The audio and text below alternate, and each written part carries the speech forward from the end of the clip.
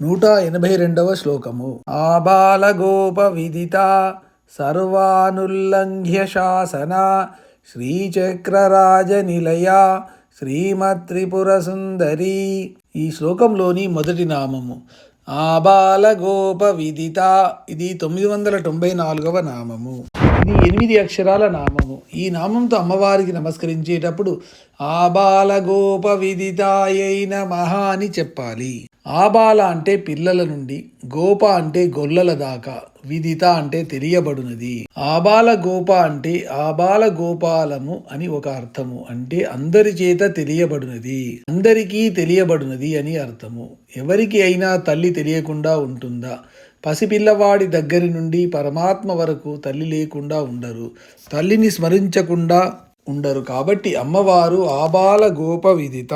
కాలుష్యము చెందని స్వచ్ఛమైన మనస్సులకు ప్రతీకలుగా ఈ నామంలో బాల, గోప పదాలు వాడబడ్డాయి. అంటే వీరివి స్ఫటిక స్వచ్ఛత ఉండి వ్యర్థ తర్కము చేత కాలుష్యము కాని మనస్సులన్నమాట. గోవు ఎంత సాధు స్వభావము కలిగి ఉంటుందో సాధారణంగా గోవులను కాచే గొల్లపిల్లలు కూడా అంత సాధువులుగా అమాయకంగా ఉంటారని ప్రతీతి. అందుచేతనే వారిని వెర్రి గొర్రెలు అంటారు. భాగవతంలోని గోప బాలకులు ఇలాంటి వారే. అయితే ఇది పూర్వం రోజులలో సంగతి. ఇప్పుడు అన్ని రకాల వారు తెలివి మీరారు. పిల్లలు, గొల్లలు వంటి వారు స్వచ్ఛమైన మనస్సులచే తెలియబడినది అని ఈ నామానికి ఇంకో అర్థము. గో అంటే ఇంద్రియాలు, పా అంటే రక్షించేవారు. కాబట్టి గోప అంటే ఇంద్రియాధిపతులు అంటే దేవతలు అని కూడా అర్థం వస్తుంది. భూమి మీద ఉండే పసిపిల్లల దగ్గర నుండి పైలోకాలలో ఉండే దేవతల దాకా అందరి చేత కూడా తెలియబడేది అని ఇంకొక అర్థము.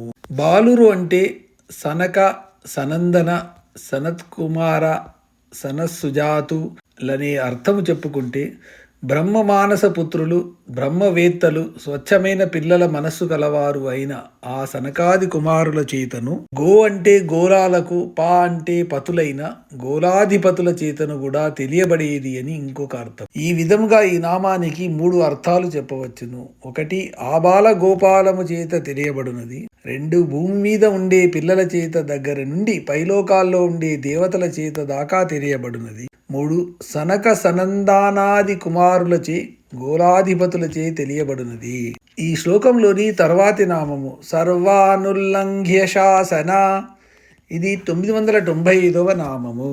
ఇది 8 అక్షరాల నామము. ఈ నామంతో అమ్మవారికి నమస్కరించేటప్పుడు సర్వానుల్లంఘ్య శాసనాయై నమః అని చెప్పాలి. సర్వ అంటే అందరి చేతను, అనుల్లంఘ్య అంటే దాటుటకు వీలు లేని, శాసన అంటే ఆజ్ఞలు కలది. అమ్మవారి ఆజ్ఞలు, ఆవిడ ఏర్పాటు చేసిన విధి విధానాలు ఎవరూ కూడా ఉల్లంఘించడానికి వీలు లేని విధంగా ఉంటాయి. అవతలి వారు త్రిమూర్తులైన, దేవతలైన, దిక్పాలకులైన, గ్రహాదులైన భయభక్తులతో ఆమె ఆజ్ఞలు పాటించి విధి నిర్వహణ సక్రమంగా సమర్థవంతంగా చేయవలసినదే.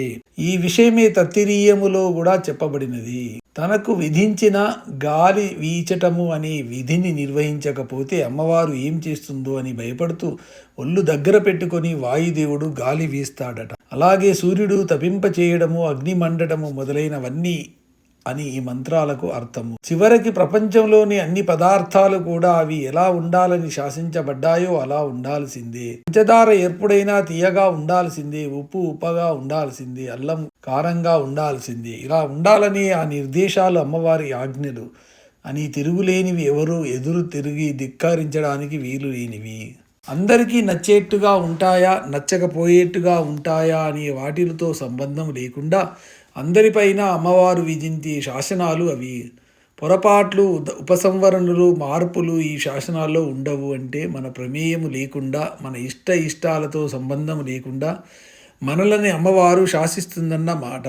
ఈ విషయాన్ని ఆదిశంకరులు సౌందర్యలహరిలో జగత్సుతే ధాత అనే శ్లోకంలో చెబుతారు. ఎవరూ ఉల్లంఘించడానికి వీలు లేని శాసనము కలదని ఈ నామానికి అర్థము.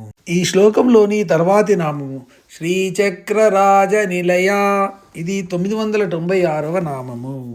ఇది 8 అక్షరాల నామము. ఈ నామంతో అమ్మవారికి నమస్కరించేటప్పుడు శ్రీచక్రరాజ నిలయాయై నమః అని చెప్పాలి. శ్రీచక్రము అంటే శ్రీయుక్తమైన, మహిమాన్వితమైన, శ్రేష్టమైన శ్రీచక్రరాజమును, నిలయ అంటే నివాసముగా గలది. చాలా మంది దేవతలకు సంబంధించిన చక్రాలు లేదా యంత్రాలు ఉంటాయి. అయితే ఈ చక్రాలన్నిటికీ శ్రీచక్రము ఉత్తమోత్తమైనది, మహిమాన్వితమైనది, శ్రేష్టమైనది. సృష్టి ప్రళయ వ్యూహాలు రెంటినీ ఇముడ్చుకొని ఉండేది. అంటే ఇతర చక్ర విశేషాలు కూడా ఈ చక్రంలో ఉండటానికి అవకాశం ఉందన్న మాట.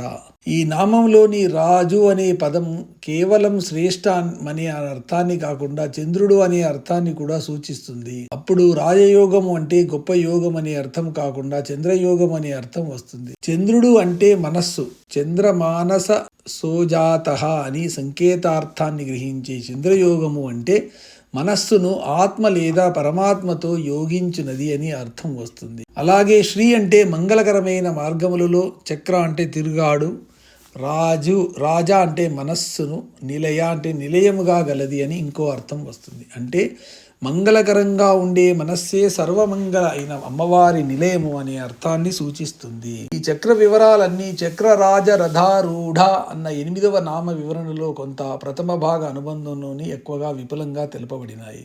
ఈ నామానికి ఈ విధమైన 2 అర్థాలు చెప్పవచ్చును. ఒకటి, శ్రీయుక్తమైన, మహిమాన్వితమైన, శ్రేష్టమైన చక్రరాజమును నివాసముగా గలది. 2, మంగళకరముగా ఉండు మనస్సును నిలయముగా గలది అని ఈ నామానికి అర్థాలుగా చెప్పవచ్చును. ఈ శ్లోకంలోని చివరి నామము శ్రీమత్ త్రిపుర సుందరి 997వ నామము. ఇది 8 అక్షరాల నామము. ఈ నామంతో అమ్మవారికి నమస్కరించేటప్పుడు శ్రీమత్ త్రిపుర సుందర్యై నమః అని చెప్పాలి. శ్రీమత్ అంటే శ్రీయుక్తమైన, త్రిపుర అంటే త్రిపుర సమన్వితమైన, సుందరి అంటే సుందర స్వరూపిణి.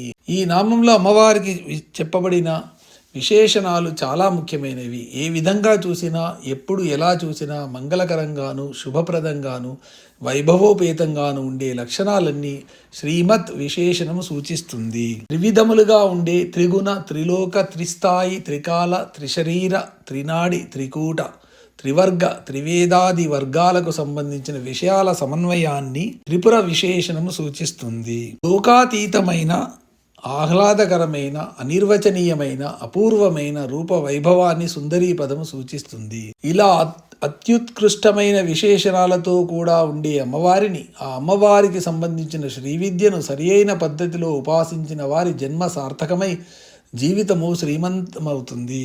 ఈ శ్రీమత్ త్రిపుర సుందరి పదాల్లో శ్రీమత్ శబ్దము సత్యమును, త్రిపుర శబ్దము శివమును, సుందరీ శబ్దము సుందరమును కూడా సూత్రప్రాయంగా తెలియజేస్తాయి. కాబట్టి సత్య, శివ, సుందర లక్షణాలతో ఉండే అమ్మవారిగా ఈ నామాన్ని దర్శించి ఉపాసించవచ్చు. ఈ శ్రీమత్ త్రిపుర సుందరి నామస్మరణంతోనే ఈ లలితా సహస్రనామ వివరణ 4 భాగాల గ్రంథాలు ప్రారంభమయ్యాయి. ఈ నామానికి ఈ విధమైన 2 అర్థాలు చెప్పవచ్చును. ఒకటి, శ్రీయుక్తమైన, త్రిపుర సంబంధమైన సుందర స్వరూపిణి. 2, సత్య, శివ, సుందర సమన్విత స్వరూపిణి.